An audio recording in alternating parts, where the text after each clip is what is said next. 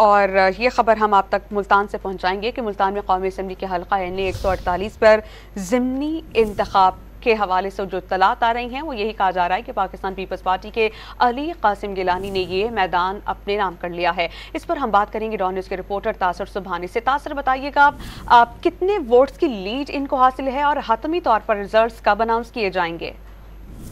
जी बिल्कुल समिया, मैं आपको बताऊं कि मुल्तान के हल्का यानी 148 के ज़िमनी इलेक्शन में पाकिस्तान पीपल्स पार्टी के उम्मीदवार अली कासिम गिलानी ने जो है वो 31,000 की वाज़े बरतरी से जो है शिकस्त दी है सुन्नी इत्तेहाद कौंसिल के जो उम्मीदवार हैं बैरिस्टर तैमूर अल्ताफ मलिक को।